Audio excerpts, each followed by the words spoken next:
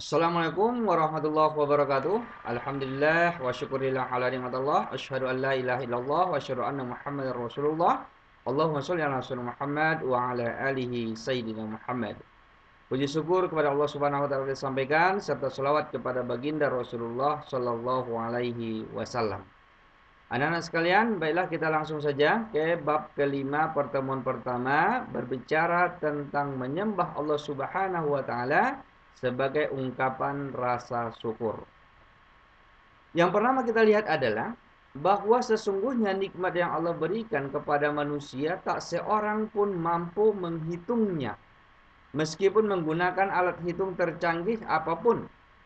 Ya, ini sebagaimana disebutkan juga di dalam surah Ibrahim ayat ke-34 yang mengatakan, dan dia telah memberikan kepadamu segala apa yang kamu mohonkan kepadanya. Dan jika kamu menghitung nikmat Allah Subhanahu wa taala, tidaklah kamu dapat menghinggakannya. Sesungguhnya manusia itu sangat zalim dan sangat mengingkari nikmat Allah Subhanahu wa taala. Kemudian anak sekalian, ini dasar yang pertama. Yang kedua, apa sih contoh kecil daripada nikmat-nikmat Allah Subhanahu wa taala tersebut?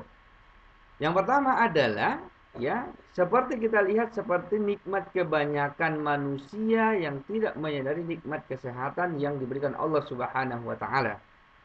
Kadang-kala manusia merasakan betapa nikmat sehat itu ketika mereka ditimpakan dengan penyakit.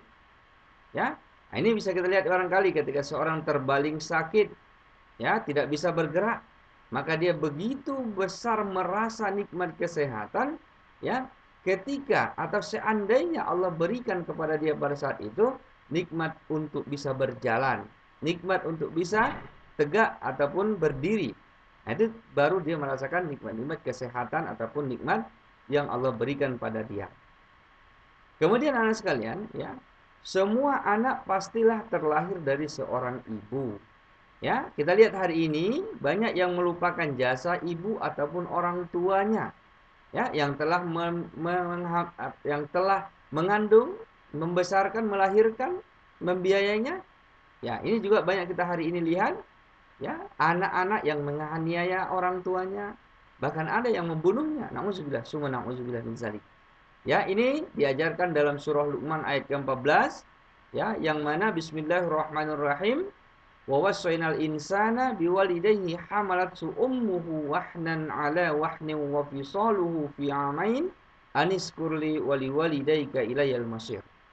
Kata Allah Subhanahu wa taala, hendaklah kamu berbuat baik kepada kedua orang tuamu yang telah mengandungmu, menyapihmu, kemudian telah membesarkanmu.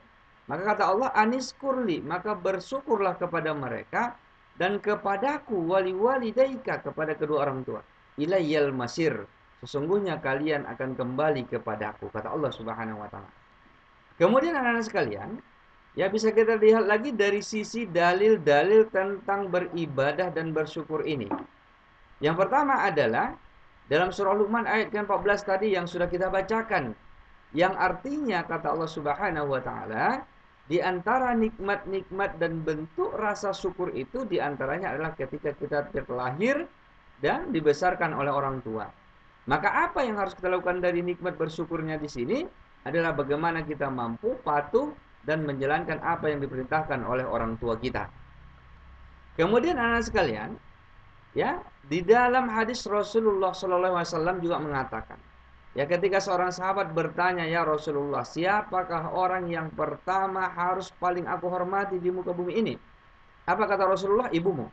Ditanya lagi oleh sahabat, siapa lagi ya Rasulullah? Ibumu. Ditanya lagi oleh sahabat tadi, siapa lagi ya Rasulullah? Ibumu. Lalu kemudian sahabat bertanya lagi, setelah itu siapa lagi ya Rasulullah? Rasul menjawab, bapakmu. Artinya anak-anak sekalian, perlu dipahami di sini adalah bagaimana memuliakan orang tua, terutama ibu atau mama kita.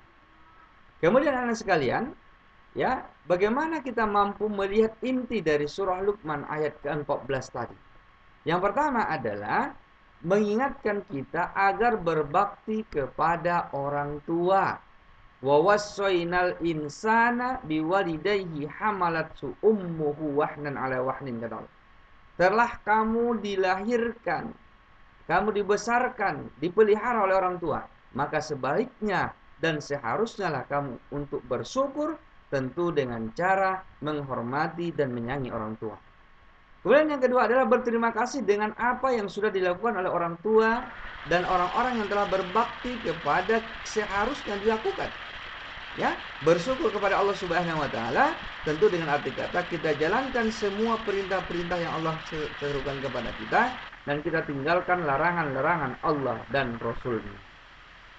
Kemudian anak-anak sekalian, kalau kita lihat pengertian dari bentuk syukur ini adalah yang pertama, sebagai ungkapan terima kasih kepada pihak yang telah berjasa kepada kita, baik secara moral ataupun disebut juga dengan secara material.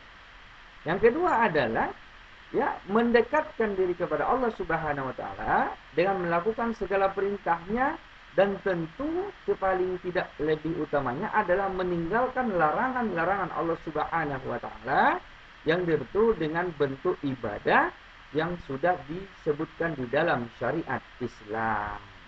Oke anak-anak sekalian, barangkali ini saja kajian kita pertemuan pertama bab kelima ini. Mudah-mudahan mampu untuk kita senantiasa bersyukur dengan apa yang Allah berikan kepada kita, orang tua, keluarga, harta. Maka daripada itu laksanakanlah perintah-perintah Allah dan tinggalkan larangan-larangannya. Demikian saja barangkali, lebih kurang mohon maaf. Billahi taufiq wal hidayah. Wassalamualaikum warahmatullahi wabarakatuh.